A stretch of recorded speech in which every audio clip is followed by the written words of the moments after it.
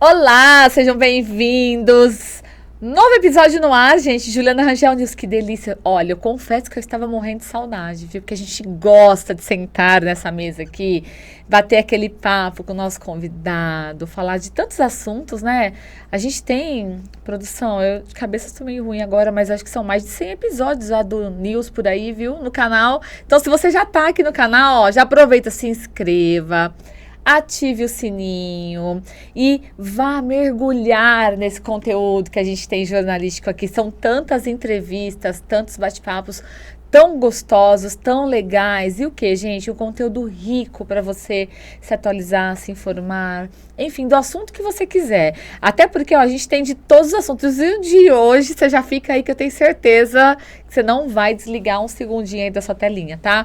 Aproveitando, quero agradecer a sua audiência. Muito obrigada. 2,5 milhões de visualizações passando, viu, gente? Em 28 dias no nosso canal. E o principal, né? No nosso canal, que é um canal jornalístico para você consumir com a gente coisas boas. É para isso que a gente está aqui, tá? Bom, bora apresentar o meu convidado. E aproveitando, ó, você tá vendo a sua tela aí da Claro. Gente, a Claro, nossa parceira de anos, com a melhor internet, o 5G, é claro. Você sabe que não tem outra, né? A Claro é a melhor tecnologia 5G para você, de onde você estiver. Vocês me acompanharam aí, aqui no canal também, vasculha aqui, ó, destinos, idas e vindas. Tem várias reportagens aí, lá no exterior. Adivinha com que internet que eu usei? Da Claro, fora do Brasil, no meu pacote aqui do Brasil, tranquilo, sem ter que comprar cartão extra, fazer nada, é só ativar automático, já pega, ó, aí a internet voando, excepcional. Então, fala aí nos contatos, tem todas as informações da Claro aí pra você, olha, desastrado.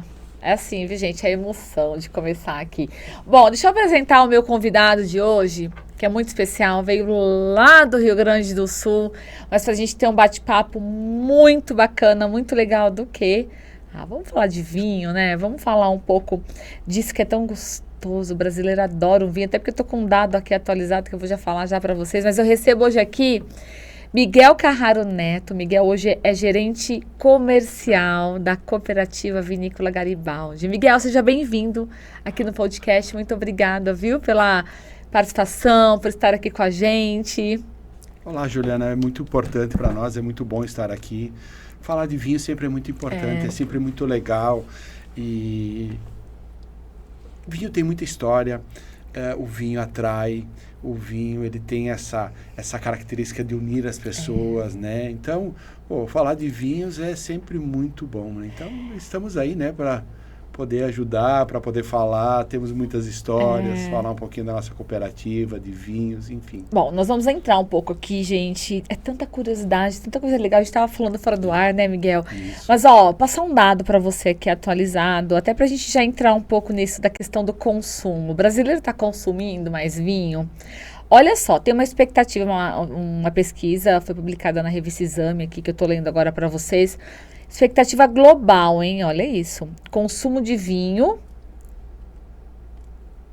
Ó, peraí, achei. 2019 era 1,8 litro por pessoa. Agora passou para 2,7. É isso mesmo? É isso aí. Houve um consumo, né? E as pessoas, muitas pessoas que não apreciavam o vinho, né? Começaram a descobrir o vinho. E tudo isso, esse aumento também foi por muitas vezes a divulgação também, né? Divulgação do produto, de mostrar, de falar dos benefícios do vinho, das qualidades. As pessoas hoje, com a internet muito fácil, então elas pesquisam. O turismo tem atraído muitas pessoas. Lá na região, hoje nós temos muitos turismo, né, ligados, né, as suas vinícolas têm o seu espaço, o seu garden, para que as pessoas possam visitar e conhecer. E isso, claro, que ajuda a impulsionar, né, o consumo de vinho também. Aumenta o consumo. Miguel, você está há 26 anos na Garibaldi. Há quase 27 já, né? Já. Chegando 27. Mas a Garibaldi tem 94 anos. A Garibaldi tem. A Cooperativa Vinícola Garibaldi completou agora, dia 22 de janeiro, 94 anos. E nós já estamos preparando 100 anos, né? Porque temos que ter...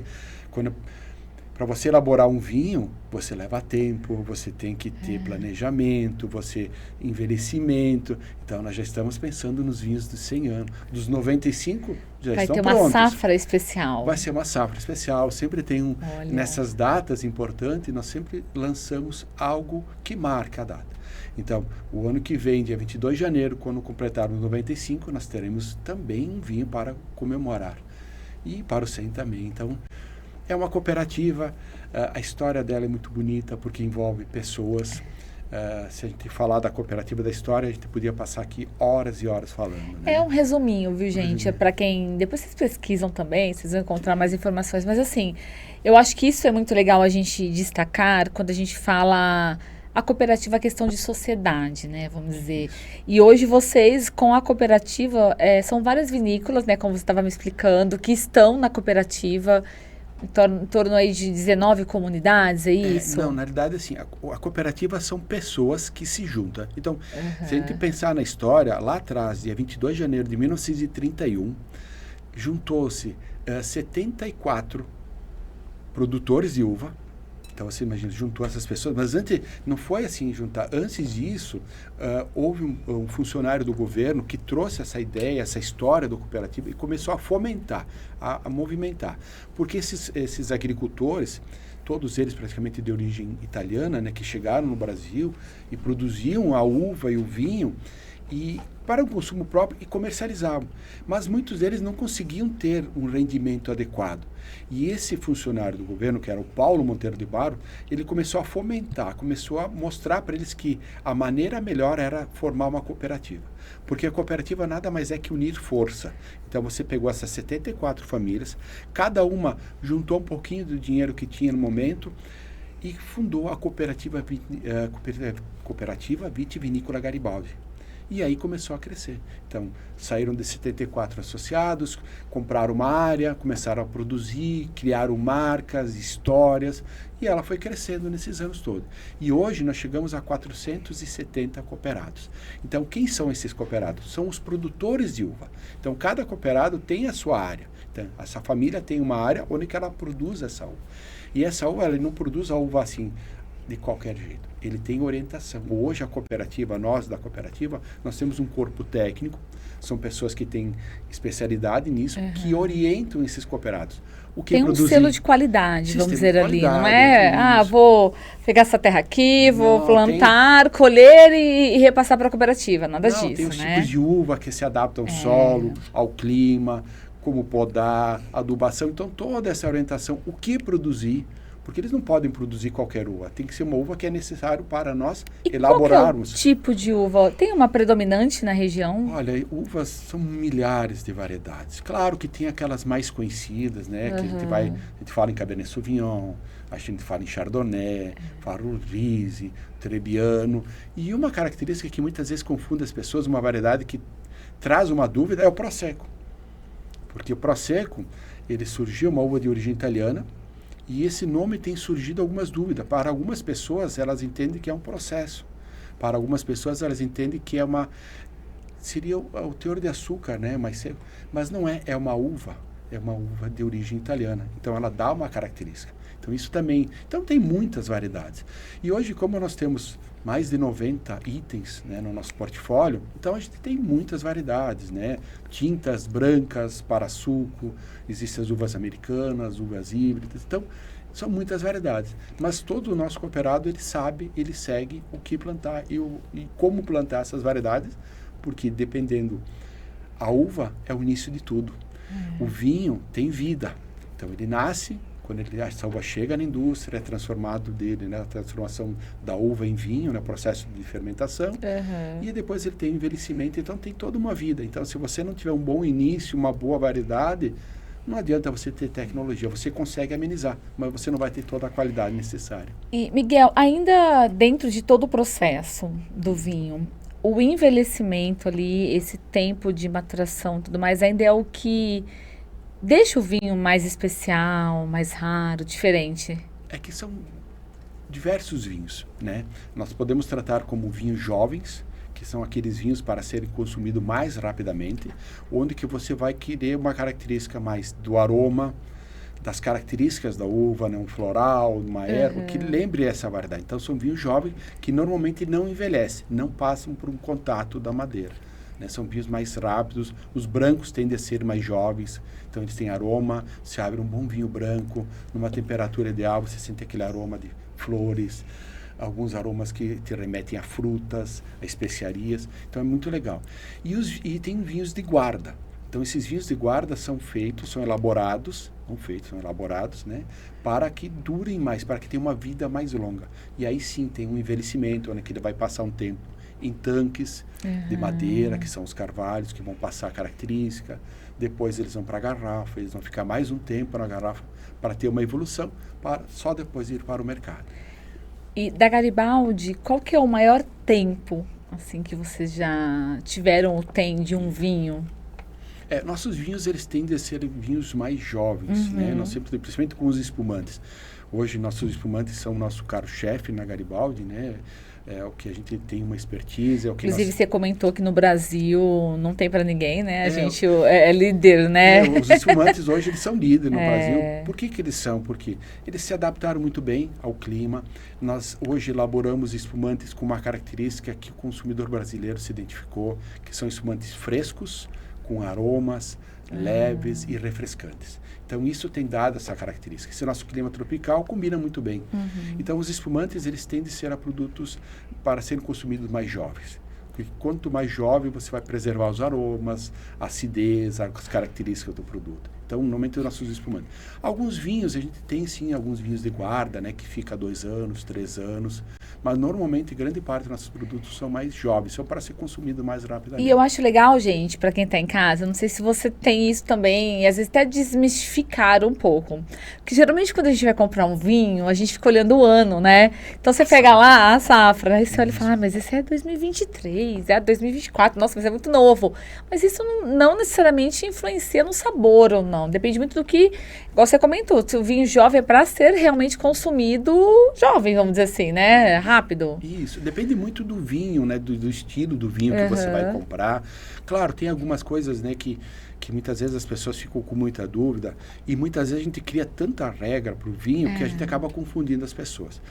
De maneira assim mais prática, né, a gente sempre tem que entender que os brancos, eles são para ser consumidos mais jovens. Então, claro, safras mais recentes, de 2 ou 3 anos, é ideal para ser consumido. Olha a dica para quem está em casa. Principalmente os nacionais, né, esses vinhos nacionais. E os vinhos tintos, eu sempre comento assim, de uma maneira geral, um vinho tinto que tiver abaixo de 12 graus alcoólicos é um vinho mais jovem, considerado um vinho mais jovem. Não é uma regra assim, mas facilita muito isso.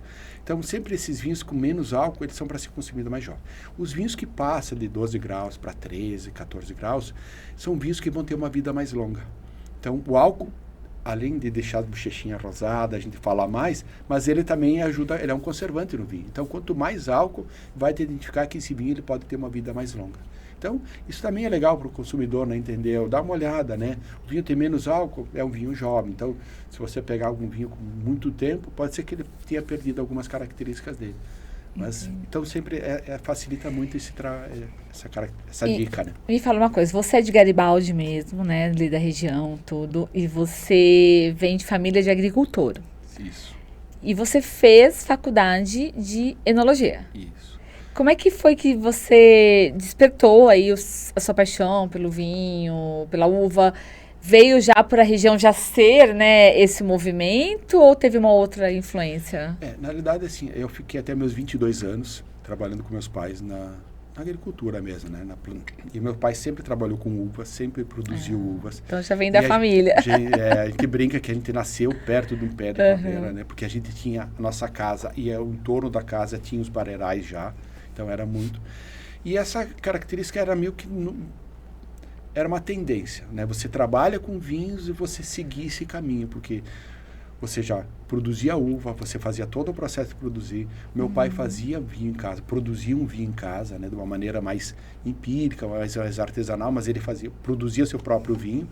E aí surgiu a possibilidade de ir estudar, né, o curso técnico. Na verdade, eu comecei com o curso técnico de enologia, que é uma escola em Bento Gonçalves, próximo de onde a gente morava, né, muito próximo. E aí foram 3 anos que é o curso técnico, né? Então, Aí eu me formei como técnico em enologia. E depois eu acabei dando continuidade e fiz o tecnólogo também em enologia. Porque a ideia era voltar para a casa dos meus pais e ter a minha vinícola, ter uma vinícola. Mas acabou não dando certo, né? Família não é fácil, a gente sabe que tem algumas coisas. Mas eu segui nesse livro. Nos meus primeiros anos de enologia, eu trabalhei em algumas vinícolas, porque quando você estuda, você faz enologia, você está preparado para elaborar os vinhos. Então, assim, para acompanhar todo o processo. Então, meus primeiros 2 anos e meio, 3 anos foi nessa área, trabalhando em algumas vinícolas na parte de elaboração. Só que chegou um momento que eu acabei indo para a área comercial. E isso me deu, né? Eu acabei ficando desempregado, fui para a área comercial. E isso foi um pouco assim traumatizante, porque, poxa vida, eu estudei para elaborar. Você queria produzir, né? Na verdade. E aí me botaram para comercializar, para vender. Mas aí, passando o tempo, a gente vai entendendo e eu aprendi uma coisa aqui. Poxa, se eu conheço vinhos, comercializar, trabalhar com eles, é muito bom. E aí eu me realizei, me encontrei nessa área também. Então, um enólogo que foi para a área comercial. E hoje é muito comum isso, né? É procurado porque isso. Eu falo muito assim, né, gente? Acho que para você vender algo, primeiro você tem que dominar, você tem que entender todo ali o processo. Então, ou seja, você fez meio que um caminho inverso, né? Você entendeu, estudou, se preparou, entendeu de tudo, para depois você automaticamente já está preparado para vendas, né? Então, hoje a gente vai para a área de vendas, a gente consegue, eu faço cursos, faço treinamentos, né? Então, muitas vezes você junta um grupo de consumidores, você dá uma aula mais rápida, né? Nada muito didático, mas alguma coisa assim para tirar as dúvidas e se aprende com o tempo de não criar dificuldades. Porque logo no início, quando eu fiz o meu curso, o vinho era uma bebida assim, muito... as pessoas criavam muitas regras, né? Você não podia botar gelo, você não podia fazer isso, e isso dificultava, você afastava as pessoas hoje. E você tem que fazer com que a pessoa se sinta feliz, que essa é a finalidade do vinho. Você tem Deixa que ela provar, tomar como ela gosta. Gostar melhor, achar melhor, né? Claro, vai. Por exemplo, se você colocar hoje gelo no vinho, algumas pessoas acham que isso aí não, imagina, é um sacrilégio, não pode. O que vai acontecer? Você vai diluir um pouco esse vinho. Mas se a pessoa chega em casa, no final de tarde, quer tomar um vinho, ele não está na temperatura ideal, não vai mudar a vida dela. Ela vai ficar realizada, vai provar esse vinho de uma maneira como ela gosta. Então é isso que a gente precisa entender, né? Gente, e é bom você falar isso, viu? Porque eu já fui, viu? Você que está em casa assistindo aí, eu vou mandar para uma amiga minha depois esse podcast. Porque ela só faz a gente tomar o vinho na temperatura ideal que ela fala. Qual é a temperatura ideal? Ela faz menos 12. É isso. Essa temperatura ideal também... Ou não, mudou. Não, essa temperatura ideal também é uma coisa assim muito sugestiva. Porque tu fala vai muito da pessoa, né? Temperatura ambiente. Qual é a temperatura ambiente? A gente trabalha a temperatura ambiente, aquela temperatura da Europa, 16, 17 graus. Um pouquinho mais, então. Eu falei 12. Mas assim, a temperatura é você que descobre. Porque cada um tem um paladar. Então, muitas vezes é legal isso. E é legal desmistificar isso, né, Miguel? Para quem está em casa. Porque às vezes a gente fica mesmo nisso. Mas tá muito gelado. Por exemplo, o tinto tá muito gelado. Às vezes você esquece na geladeira, né? Você não tira... Ou às vezes você não tem a adega, né, própria. Hoje tem as pequenininhas, tá? Mas às vezes quem não tem, você põe na geladeira, você esquece. Eu faço isso, às vezes eu coloco rapidinho no freezer, só pra dar uma quebra e falar, ai meu Deus, esqueci o vinho. Eu vou buscar, já tá gelado. Eu falo, mas é tinta. Então não tem nada a ver, você toma como você gostar. Isso não vai mudar o sabor, por exemplo, do vinho. Claro, se você tá num ambiente onde que você vai provar um vinho, tecnicamente, para a avaliação desse vinho, seja para uma avaliação de uma safra, como nós fizemos internamente, para avaliar para a qualidade, aí você segue algumas regras. Você está num concurso onde que você vai extrair o máximo desse vinho para dar uma pontuação e uma medalha, você segue algumas regras. Que regras são essas? Os brancos, por eles terem uma acidez, e essa acidez é boa porque ela destaca os aromas, então sempre uma temperatura, aí sim, de 6, 8 graus, onde que ele se torna mais apto porque um branco com uma temperatura muito alta, essa acidez ela fica agressiva na boca. Um tinto, por ter tanino, né? O que é o tanino? O tanino é quando ele coagula na gengiva, né? E te prende, como comer banana verde, caqui verde. Então esse tanino, quando ele está mais gelado, mais refrigerado, ele fica um pouco mais agressivo. Mas muitas vezes você está em casa, você está com amigos, se gelou demais, deixa ele um pouquinho. Então, é legal as pessoas, né, e como dica também, deixa na geladeira, vai tentando, fazendo alguns ensaios, que isso é legal, né? Então você compra várias garrafas, um dia toma numa temperatura mais baixa, outro dia deixou um pouquinho mais alto, até você encontrar a temperatura ideal para você. Que aí aí que é a harmonização perfeita. Gente, que aula, hein? Você que tá em casa. Olha que legal, é isso mesmo. Que você vai encontrar a temperatura. Você vai entender que muitas vezes um vinho tinto, você pode botar uma pedra de gelo. Vai diluir um pouquinho, sim. O enólogo vai ficar um pouco doente, né? Sabendo que você vai fazer isso, mas não vai. Né? Ele também já entendeu, né? E uma característica que a gente fala de gelo, essa questão de colocar gelo mudou tanto que hoje se criou uma linha de vinhos que nós chamamos de linha os ice, que é um vinho que daí a gente trabalha com uma acidez um pouco mais alta, normalmente eles são proposital, para a pessoa já pôr uma pedrinha de gelo ali. Porque, por exemplo, na França, hoje, se a gente pegar essa história dos ices, a França tem a tradição de ter vinhos mais encorpados, os espumantes mais... Quando eu falo encorpado, é aquele que te preenche mais na boca, tem mais estrutura. E aí algumas pessoas perceberam que o pessoal ia para o litoral na França e pegava os espumantes e estava colocando gelo. Porque achava que aquele espumante era muito agressivo, forte, né? Muito forte, né? Isso falando muito forte. E aí alguém, então vamos produzir. E aí entrou essa linha dos ice. E eu acho... Para fazer drinks, você pode botar ervas, frutas, você cria, né, características ali dentro. E essa mudança, essa adaptação, eu acho, de acordo com região, é muito legal também, né? Eu falo um exemplo disso também, a gente está falando de bebidas. Cerveja é isso também. Se você vai para a Alemanha, você toma uma cerveja quente. Sim. Como é que você toma uma cerveja quente aqui no Brasil, nesse calor, temperatura de 40 graus? Não tem como. É o nosso clima, né? Então e o vinho é a mesma coisa, né? E Juliana, uma outra coisa que está acontecendo, o vinho branco, ele teve uma fase, na década de 70, se consumia muito vinho branco. Demais, muito vinho branco. Só que de uma hora para outra ele foi meio esquecido. E aí começou com os vinhos tintos. Então se fala muito em vinho tinto, tá? Só que está voltando a se consumir vinho brancos, porque nós temos um clima, temperatura altíssimas. Pô, um branco refrigerado. Ele é mais leve, não é? Ele é mais leve, ele é mais agradável para algumas refeições. Hoje em dia está todo mundo se cuidando, né? Esses pratos fitness. Pô, um vinho branco é ideal. Claro, o tinto é legal também, tem os pratos que combinam também, né? A harmonização também, a gente... tem muitas regras também, né? Se a gente for descrever, nossa, você desiste de fazer a harmonização, você larga o vinho, larga o prato e vai tomar outra, não. É muita questão. Eu sempre digo assim, uma maneira mais fácil. Você vai provar um prato, você tem que entender que temperos tem esse prato, os condimentos. Quanto mais temperado, ou for uma carne que tiver temperos, um prato, você sempre vai buscar um vinho também que tem mais corpo, mais forte, para combinar, ter equilíbrio. Quando for um prato mais leve, que tem menos tempero, você vai buscar um vinho também que tem menos tempero, menos estrutura, para que ele também crie essa harmonia, para que nenhum outro possa...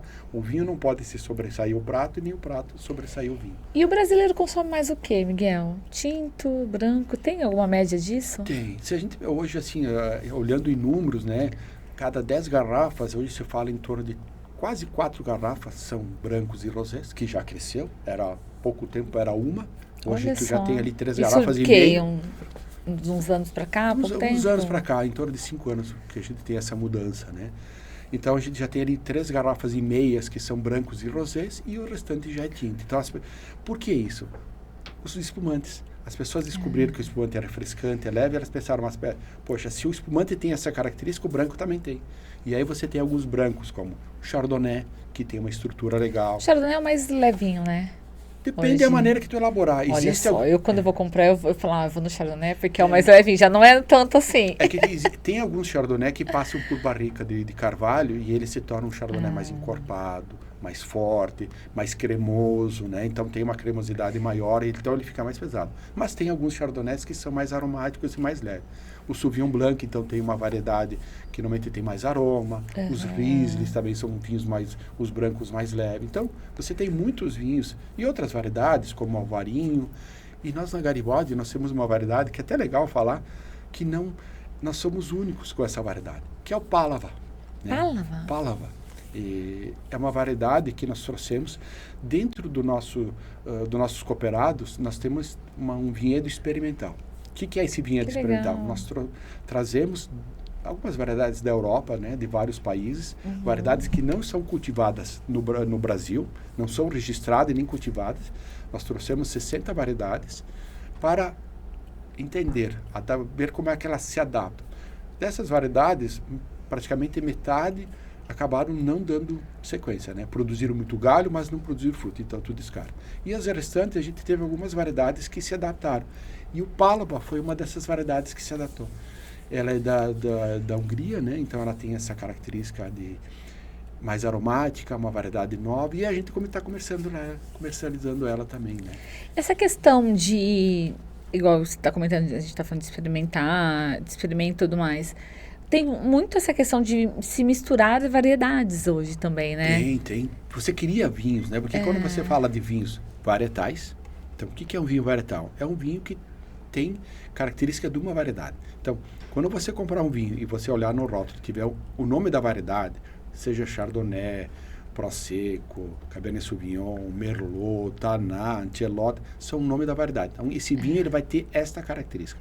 Ele vai lembrar esse vinho, essa uva. Quando você não tem essa uva, ou tem no contrarótulo 2 ou mais uvas, aí você cria uma característica.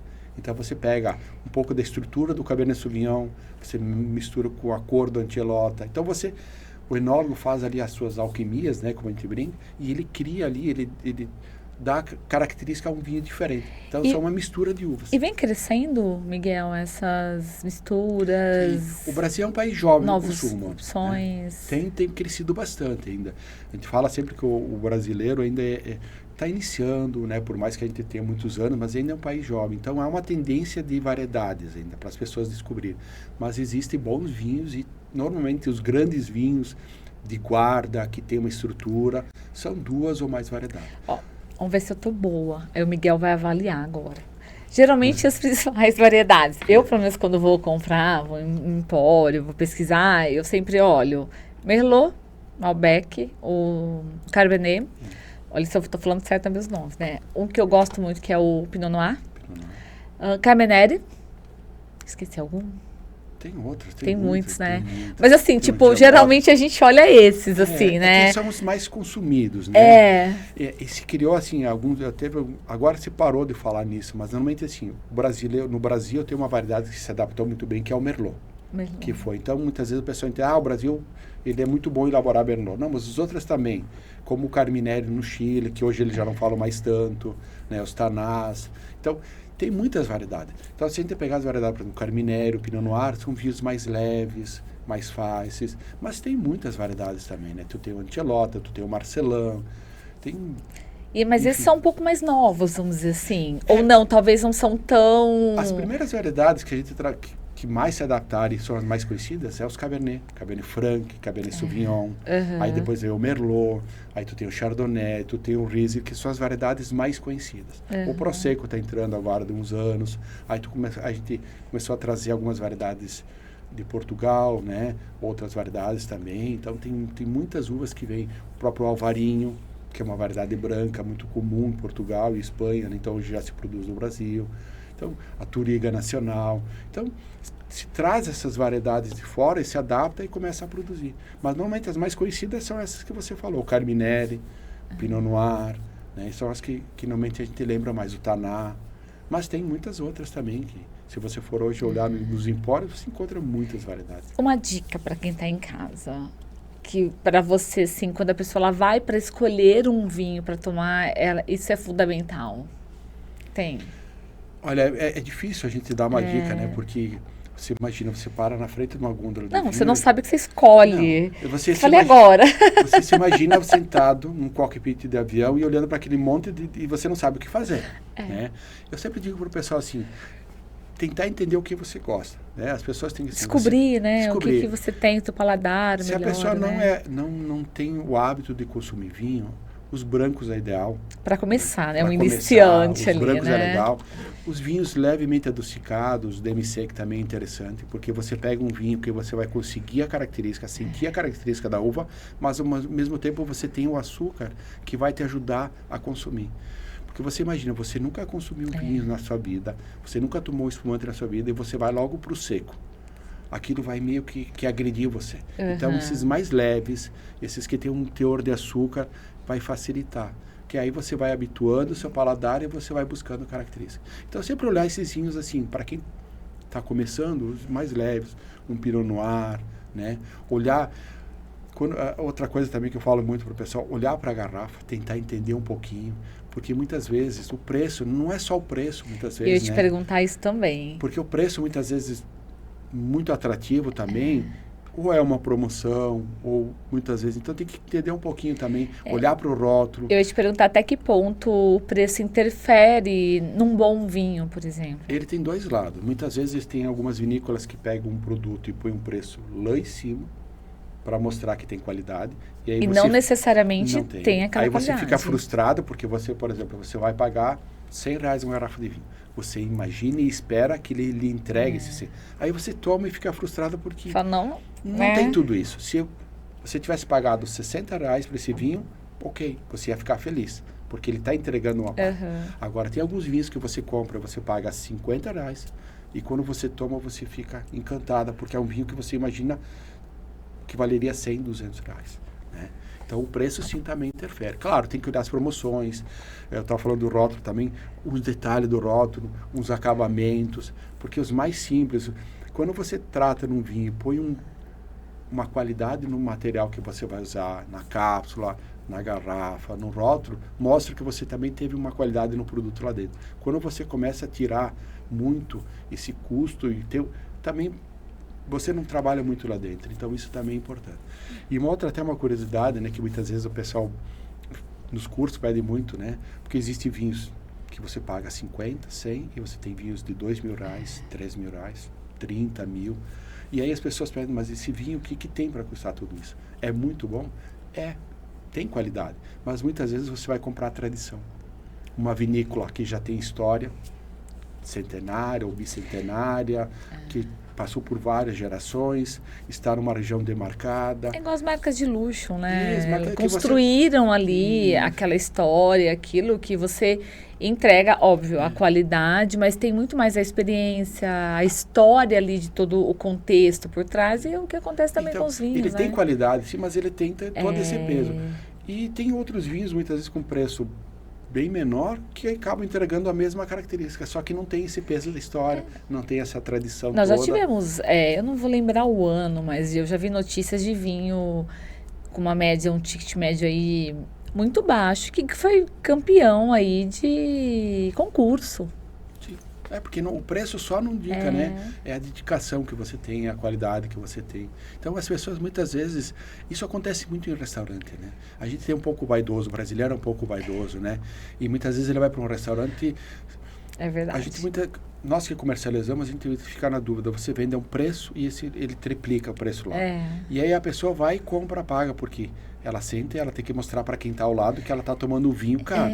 A gente tem, eu acho que é muito crenças, vamos dizer, na cabeça, porque é caro, é bom. Isso. E não necessariamente. Não e realmente é isso mesmo. No restaurante a gente pega o menu ali e fala, não, peraí, deixa eu ver. Aí você pega um intermediário, né? Mas tipo assim, você nunca vai no que está mais em conta ali, né? E muitas impressionante. Vezes tem bons vinhos também, né? Então, isso tudo também tem algumas crenças que a gente tem que... É difícil. Quebrar, né? É quebrar, mas... Mudou muito. Mas já vem quebrando, né, já se Miguel? Mudou muito. Só essa questão do aumento do consumo, por exemplo, o brasileiro aprendeu a gostar, a tomar vinho, a estudar mais, né? Igual você comentou, hoje com a internet aí, você aprende muito mais, né? Do que você está consumindo ali. As pessoas buscam hoje conhecer. Hoje em dia você consegue viajar, por exemplo, para o sul. Você tem as vinícolas, todas elas têm o seu espaço para você conhecer, você aprender um pouco, você tem muitos cursos, então isso tudo vem ajudando. Claro que nesse meio tempo também, existem algumas pessoas, porque eu sou enólogo e existe o sommelier. Quem é o sommelier? O sommelier é a pessoa tem que... diferença. Tem. Porque o enólogo, a gente... estuda desde o plantio das variedades, para produção mesmo, todo né? o processo da produção da uva, a elaboração, os tipos de vinho, a guarda, a conservação, né? E o consumo dele também. E o sommelier, ele está mais na parte do serviço. Harmonização, né? Serviço, montar adegas, cartas de vinho, serviço, as combinações. Ele tem essa especialidade. E ele sabe a elaboração também, mas ele tem mais. Mas tem uma outra categoria. Tem o enófilo também, né? Quem é o enófilo? O enófilo é aquela pessoa que gosta de vinhos, mas não trabalha com vinhos. É um hobby dele. É um hobby, mas então, ele entende. Ele entende. Então, ele tem. Então, esse é o cara, é o enófilo. Mas tem um quarto, que surge muito, que esse é muito chato, que a gente chama de enochato.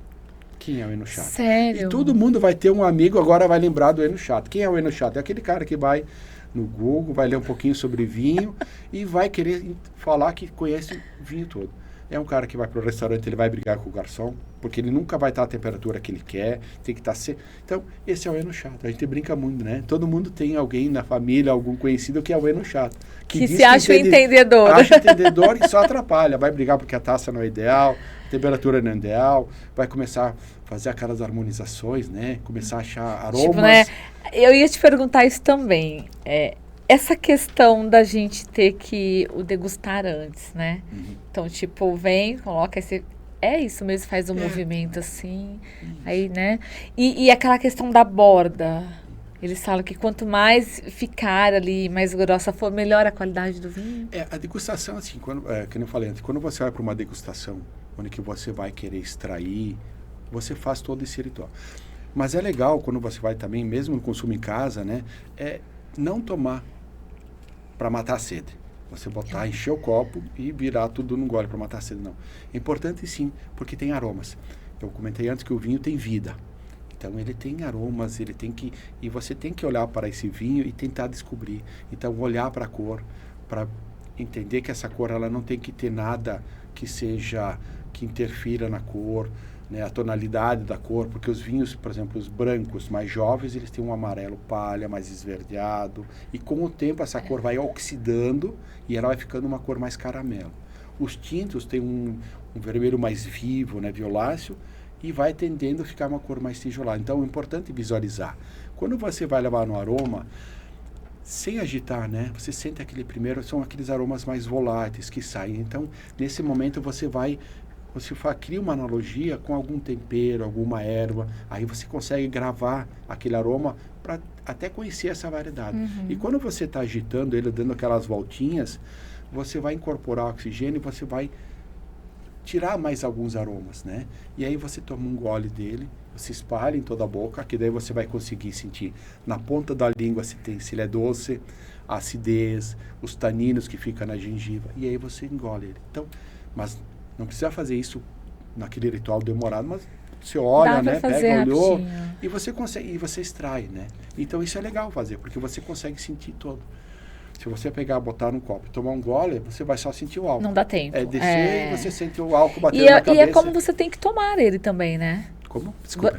Não só na degustação, mas quando você está tomando o vinho, esse é o processo para você... Para apreciar. Calmo, né? Não tem... Aí você sente a acidez, os aromas, aí você consegue descobrir alguns aromas, harmoniza ali com o que você está comendo, para você entender se combina ou não. Na próxima você já troca o vinho, né? Porque você pode fazer um prato. Ou combina melhor com peixe, ou com uma carne branca, ou às vezes a vermelha, né? E é legal você falar em peixe de carne branca.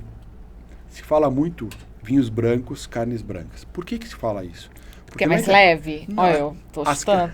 Não, as carnes brancas, normalmente o peixe, o frango, elas são mais secas. Né? Você pegar, por exemplo, uma carne de frango, ela é muito seca. Uhum. E o vinho branco, por ter acidez, essa acidez em contato na boca, ela cria saliva. E aí ela te dá mais umidade para você. Então, por isso que os vinhos brancos é muito importante com essas carnes, para criar essa saliva, que fica mais fácil para você consumir ele, né? Ah, que legal. E é uma coisa que é engraçada também, que a gente vai fazer algumas degustações, e a gente participa de alguns eventos, e aí você vê algumas pessoas, os enochato, né? Que pegam aquela taça e passam o tempo todo girando a taça. Esse vinho vai ser tonto. Ele perde toda a característica que ele tem, porque ele agita tanto esse vinho que não precisa isso. É uma volta, duas é suficiente. Tá, não, a pessoa fica assim, girando. Fica meia hora. Aquele vinho ficou tonto. Perdeu toda a característica dele. Eu vou observar tudo isso agora. Não, você vai ver. Quando você vai... Se eu ver alguém falar, para que tá errado, já mexeu muito. Um exemplo que dá pra gente fazer com um exemplo. Se você pegar um refrigerante, né, e sacudir ele, você vai perder todo o gás. Ele fica chato. A mesma coisa. Né? Você pegar um vinho, você agitar muito, todos os aromas se vão. E aí quando você já se foram. Miguel, né? e a decantação que fala? Uhum. Funciona mesmo, porque virou uma moda, né? Eu falo que eu tenho um em casa, mas eu quase bonito. não uso. É porque Ai, é bonito, a hora mas que eu não vejo, eu já lavar, né? esqueci. Não, eu já esqueci. Aí eu já tô direto a garrafa já na taça. Ele funciona. Funciona. O decanter é muito legal para vinhos mais de guarda. Vinhos que tem mais acima de Os 5 jovens anos. não. Jovens não. Não precisa. Porque qual é a finalidade do decanter? Você pegar um vinho de 5, 10 anos, o que acontece com esses vinhos? Quanto mais tempo ele fica na garrafa, a cor vai precipitando, vai formando pequenas boras no fundo. Então, quando você vai servir direto no copo, muitas vezes isso tudo vai para dentro do copo. E também esse vinho, por ficar muito tempo dentro dessa garrafa, ele fica preso, ele precisa respirar. Então, se você pegar esse vinho, sem ter o decanter e abrir, servir logo e consumir, ele não está muito legal. Então, o decanter é bom porque ele vai aerar o vinho, ao mesmo tempo, porque você vai estar despejando, ele vai estar dando essa parte da aeração, que vai evoluir melhor o vinho, vai ficar melhor para você consumir, e ao mesmo tempo, essas boras vão ficar no fundo. Então, também serve para isso. Mas se você não tem o decanter em casa, não precisa sair desesperado procurando o decanter, comprando o decanter, né? Que muitas vezes ele é bonito, mas você tem que guardar, limpar, e você não sabe guardar, então é meio complicado. Se você tiver um vinho que tem mais tempo, mais vida, como sugestão, abre e deixa ele aberto.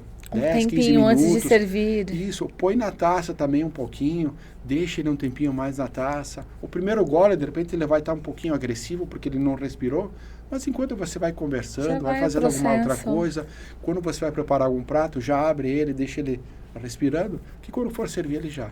Mas o decanter é legal, sim, né? Até para... É bonito, né? É charme, é um charme também servir no decanter. Me fala outra coisa. A gente também agora está vendo muita questão de vinhos zero álcool. Isso, é uma tendência, né? Cresceu bastante. Todas as bebidas, né? E o vinho agora a gente tá vendo com maior frequência, né? E tem aumentado o consumo, né? Isso. Existe uma tendência mundial onde se procura bebidas com menos teor alcoólico. Então, nós já temos alguns vinhos com 10 graus alcoólicos, alguns com 7 graus alcoólicos, tendo uma tendência. E o zero álcool, ele vem para atender um público que até pouco tempo era excluído. O zero álcool já está no mercado há muitos anos. Só que normalmente essas bebidas eram bebidas de entrada, eram filtrados, cidras, que normalmente tinha uma embalagem infantil, de adolescente, que aí a pessoa ninguém tomava. Porque normalmente essas bebidas eram compradas para servir para os adolescentes, para pessoas. E de uns anos para cá se descobriu que existia um público de pessoas que tem, ou é por uma decisão, né, ou por algum momento que você vai parar de consumir álcool, você vai estar tendo que se locomover, então vai ter que dirigir, então, e essas pessoas ficavam separadas, né? Você deixava elas de lado, né? Você vai fazer algum encontro com pessoas e aí você, mas aquela pessoa não toma, aí você comprava água ou refrigerante para essa pessoa. Hoje o zero álcool vem para atender essas pessoas, para incluir essas pessoas. Então se criou alguns produtos com uma qualidade e uma apresentação idêntica ao do espumante com álcool, só que ela não tem o álcool, que é o zero álcool. Então a pessoa se sente incluída. Então você pode, por algum momento você não está consumindo, você pode comprar esse produto, levar para sua festa, para sua casa, servir para os seus amigos, para aquela pessoa que é problema de saúde, enfim, religioso, que tem vários, e ela vai consumir e ela vai se sentir incluída. Então, o zero álcool tem crescido muito. E principalmente nos espumantes, porque ficou mais fácil elaborar um zero álcool no espumante. Os vinhos também tem, só que o vinho passa por um processo um pouquinho mais detalhado e ele perde algumas características. Então, os espumantes acabou tendo uma aceitação melhor no zero álcool. Então, nós temos a Garibaldi tem, a cooperativa tem o zero álcool moscato, que é muito parecido com o moscato que tem álcool. Ela tem o mesmo aroma, o mesmo perlage, que são aquelas borbulhas, né? O que é o gás, a efervescência, muito parecido. Então, isso é legal porque tu inclui esse grupo de pessoas que estavam excluídas, né? Que normalmente você comprava um refri, uma água para ela, porque ela não bebe nada. E ficava achando que era uma pessoa chata. E tem que entender e tem que respeitar. Então, é uma decisão da pessoa. Então, você inclui essa pessoa. E como é que... fazendo uma análise assim, você tem 26 anos, ou seja, você já passou por muitos momentos e muitas fases aí dentro da Garibaldi, né? E como é que você enxerga esse mercado de vinhos daqui a alguns anos? E quais são os planos? O que vem de novo da Garibaldi, expansão, enfim, o olhar mesmo para esse mercado? Olha, nesse tempo todo eu acompanhei toda essa evolução, que lá em 2004 nós lançamos a nossa primeira linha de espumantes. Então a Garibaldi não tinha essa tradição de espumantes propriamente dito. Então na época nós lançamos um Chardonnay, um Moscato, Moscato Branco, e tinha outros, eram 4 espumantes. E eu fiz parte disso. Então a gente ajudou a desenvolver os rótulos, os produtos, e começamos a buscar esse mercado. Então foi muito trabalhoso fazer todo esse caminho, né, onde as pessoas não entendiam o espumante. Introduzir isso no mercado, né? Fazer com que as pessoas mudassem, porque não tinham o hábito do espumante. O consumo de espumante no Brasil é muito pequeno ainda, né? O consumo per capita, tem um mercado muito grande ainda para ampliar, né? É menos de 200 ml por pessoa. É muito pequeno, então tem um mercado muito grande. Então, a gente vem crescendo nesse tempo todo, variedades novas surgindo, então vem uma evolução. Então, o que eu enxergo para Garibaldi nesses próximos anos, nós temos sim vários projetos, e faz parte do nosso pensamento estratégico, né? Inovação, variedades novas, marcas novas, tipos de produto, que é uma tendência de mercado, então a gente vem produzindo. E nós temos sim um projeto de uma nova vinícola, né? Então a Garibaldi já tem uma área, porque hoje a cooperativa ela está praticamente no centro de Garibaldi. Garibaldi hoje é um município com 35 mil habitantes. E quando ela começou, ela estava fora da município, só que o município cresceu né? E abraçou ela. Né? Ficou todo no entorno ali. E hoje, então, nós temos uma área fora, já uma área externa. Então, nos próximos anos, pretendemos sim dar início, né, a uma nova fábrica, né, uma nova cantina, né, uma vinícola nova, onde que a gente vai poder trazer, né. Então eu vejo assim, para Garibaldi hoje nós temos um share de mercado de 15%, então tem um crescimento muito importante. Todo ano nós sempre buscamos alguns lançamentos, que faz parte, né. Todo ano a gente termina o ano e pensamos, o próximo ano a gente não vai ter nada de lançamento. E a gente começa o ano, esse ano nós já lançamos três variedades novas, 3 produtos novos também, né? Então, todo ano tu busca alguma coisa, e tem muito mais para a gente ser lançado também. Então, eu vejo assim, um futuro muito bom para a cooperativa, né? Hoje, por ser cooperativa, envolver pessoas, porque a cooperativa, eu sempre falo que é feita de pessoa para pessoas, porque nós temos hoje 470 famílias. Então, você envolve essas pessoas, esses cooperados, né? E você trabalha para eles, para que eles tenham uma vida dignamente na sua propriedade, que eles deem continuidade. Então, nós temos alguns projetos dentro da cooperativa que é muito legal, e o primeiro deles foi com as mulheres dos cooperados. Porque essa mulher que ela está lá, ela cuida da casa, cuida dos filhos e também ajuda o marido. Só que muitas vezes ela não fazia parte da cooperativa, ela não sabia como funcionava a cooperativa, ela não acompanhava o balanço, o nosso pensamento estratégico, nosso planejamento estratégico. E já fazem alguns anos que a gente traz essas mulheres em um momento para dentro da cooperativa, para que elas conheçam e vejam como é que está o balanço da cooperativa, o nosso pensamento estratégico, as evoluções. Então, você inclui ela. Para que quando ela vá para casa, ela possa discutir junto em casa, na família, e ela entender, ela saber. Então, isso foi muito bom. Temos que pensar na continuidade da cooperativa, né? Esses cooperados, porque eles vão envelhecendo. E essas pessoas, a nova geração precisa continuar, né? No meu caso, eu saí, estudei enologia e não voltei para a minha área, para a casa do meu pai. Para dar continuidade ali. Não dei essa continuidade, fui para uma outra área. E isso é uma preocupação que o nosso presidente tem. Então, hoje nós já treinamos e a gente faz trabalho com um jovem, com aquele adolescente, para que ele possa sair, estudar, sim, é importante que ele saia, estude, conheça, mas que volte para a propriedade. E isso tem dado resultado. Internamente também nós já fizemos criamos assim alguns cursos também de gestão da propriedade. Então a gente já formou uma turma, a gente já está partindo para a segunda com um jovem, para tornar essa propriedade uma empresa. Que ele saiba fazer planejamento, que ele saiba ter toda a parte contábil, que ele tenha entendimento disso. Então isso é bom para dar continuidade, para o rendimento ser melhor também, e a vida dele ser muito melhor também. Legal. Como diz o nosso slogan, né? A vida e a harmonia, né? Que a gente trabalha muito com isso, né? A Garibaldi, a gente tem, né, o nosso propósito, né? Que a gente trabalha com propósito hoje, é a vida e a harmonia. E a Garibaldi hoje é presente em todo o Brasil, Miguel? praticamente em todo o país. Hoje nós temos 55 representantes, nós temos hoje praticamente em todas as capitais, no Norte e no Nordeste, nós temos um representante e a gente atende, e Brasil todo a gente comercializa. Hoje nós já comercializamos nos Estados Unidos, Eu ia perguntar agora a questão da Inglaterra, exportação. Chile também. Não, é um trabalho que a gente está divulgando, mas tem algumas oportunidades e a gente comercializa, sim, a gente tem exportação também que a gente faz. Tá? Que bacana. Miguel, obrigada, Imagina. viu, pela sua participação. Olha só, passou tão rápido. Passa.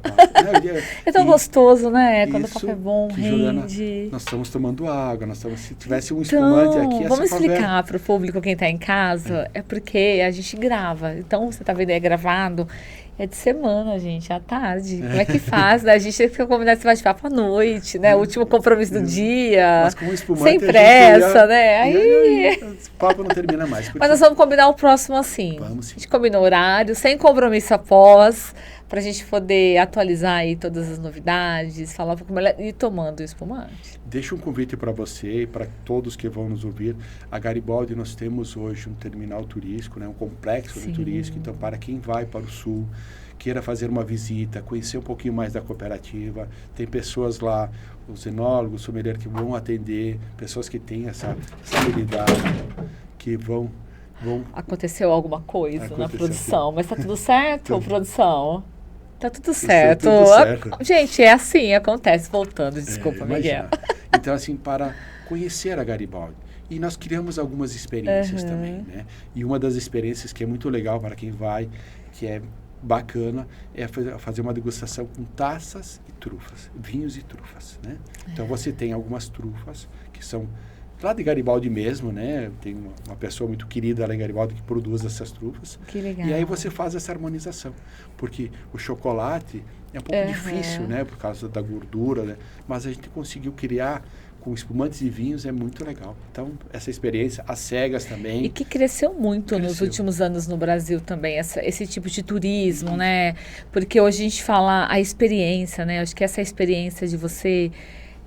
ter essas oportunidades é muito bom, é muito gostoso e une muito com a região, do que você está fazendo lá. Então, você inclui isso no seu roteiro ali, né? Da sua viagem, das suas férias com a família, né? Você cria experiências. Então, eu sempre falo, você vende um espumante, você vende um vinho, mas você vende também uma experiência. Porque você está provando, você cria uma experiência, é uma experiência nova. Você vai visitar, você tem uma experiência nova. Então, isso é muito legal. Então, essa é a característica do vinho, né? Criar essa experiência, essas emoções nas pessoas, atrair as pessoas, né? Tomar vinho sozinho até é legal, mas em companhia, e uma boa companhia, não tem preço. E eu falo assim, o vinho, ele está presente nos melhores momentos, né? A gente sempre abre um vinho para brindar, para comemorar, né? Então, eu acho que isso também é uma das principais experiências no sentido de estar envolvido em coisas boas da nossa vida, né? O dia a dia, né? Muito legal. Então, o vinho tá para aí. Aquilo, meu dia hoje foi maravilhoso, vou abrir um vinho. Eu sou assim, vou abrir um vinho.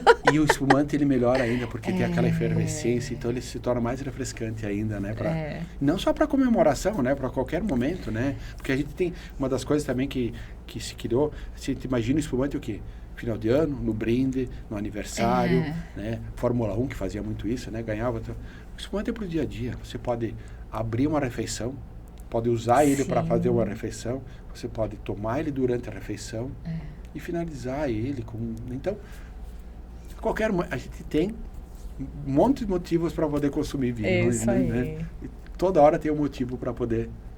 Muito legal. Muito bom. Miguel, muito obrigada, viu, por compartilhar com a gente um pouco da história, né, da Garibaldi e também trazer essas dicas, viu, gente, quem está assistindo aí, para a gente conhecer um pouquinho mais de vinho, né, tirar algumas dúvidas, alguns mitos aí, desmistificar. Acho que isso é muito importante. É muito legal também, né? A gente deixa, as portas estão abertas.